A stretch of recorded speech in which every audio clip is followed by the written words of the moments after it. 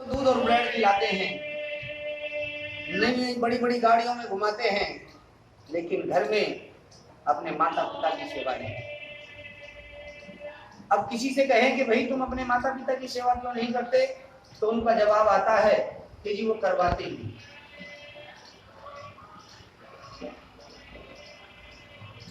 वो किसी से दूसरे से लगाव करते हैं, वो भेदभाव करते हैं। अब दूसरी बात कुत्तों पर आ जाएगी। अब ऐसे व्यक्ति से अगर पूछा जाए कि अगर माँ बाप बुढ़ापे में थोड़ी बहुत गंदगी कर देते हैं, उनकी सोच बुजुर्ग हो जाती है, तो कुत्ता कौन सा आपके साथ वफादारी करता है? उस कुत्ते से कौन सी रिश्तेदारी है? तुम उसको दूध और ब्रेड खिलाते हो, लेकिन फिर भी वो तुम्हारे ऊपर भौंकता है। माँ बाप तो तुम्हारी गलती को खत्म करने के लिए और तुम्हारे अंदर गुणों को पैदा करने के लिए तुम्हें डांटते हैं, इसलिए उनकी सेवा नहीं की जाती। लेकिन कुत्ते को दूध ब्रेड खिलाने में आपको बड़ा संतोष आता है। मेरा उद्देश्य ये नहीं कि आप दूध और ब्रेड ना खिलाएं, क्योंकि वो भी जीव हैं, उनका कोई घर नहीं है, उनका कोई आश्रय नहीं है, तो उनकी सेवा करना भी अति आवश्यक है।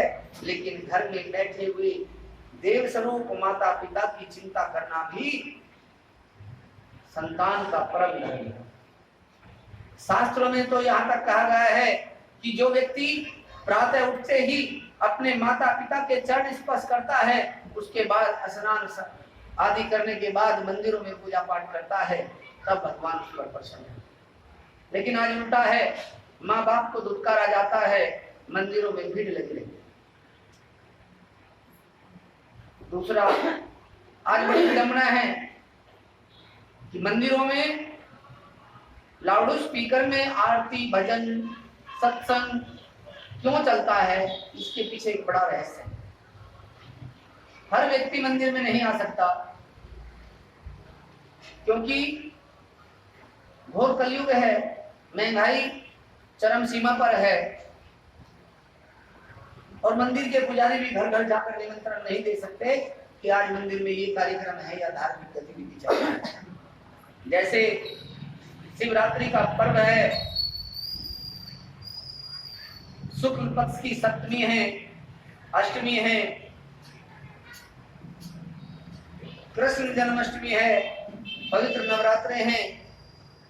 हर व्यक्ति मंदिरों में नहीं जा सकता। कहीं न कहीं भगवान की ऐसी उन पर कृपा नहीं है कि जो वो मंदिरों में जाए, क्योंकि वो अपनी निजी रोजी रोटी के लिए इधर उधर भागते रहते हैं, जो बहुत जरूरी है। उसमें व्यस्त होने के कारण कई लोगों को तो यही पता नहीं होता कि आज कौन सी तिथि है।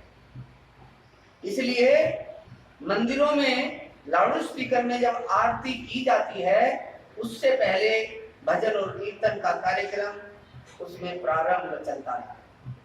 अब कई लोग कहते हैं जी कैसेट चला देते हो, भजन चला देते हो। कई लोग तो ऐसे मंदबुद्धि हैं कि जिनको भजन में और गाने में कोई अंतर ही महसूस नहीं होता।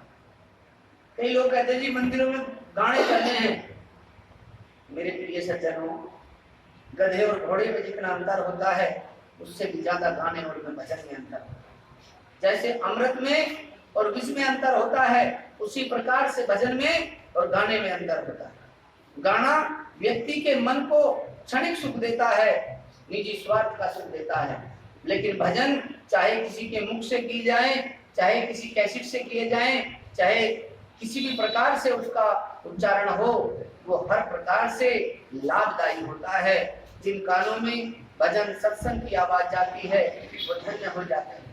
लेकिन आज के घोर कलयुग में आज इतना मशगूल है कि मंदिरों में आरती होना पसंद नहीं होता, भजन कीर्तन पसंद नहीं है, डीजे पर अश्लील थिरकना पसंद है, गलियों में बैठकर चाक चौराहों पर बैठकर जुआ खेलना कोई पाप नहीं, लेकिन मंदिरों में भजन पूजन होना बर्दाश्त है। बड़ी विडंबना का विषय है।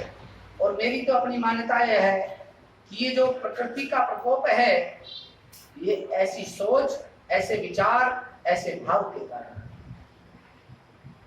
मंदिरों से धर्म की उत्पत्ति है, मंदिर से सम्मान की उत्पत्ति होती है, मंदिर में ऊंच नीच का भेद खत्म होता है।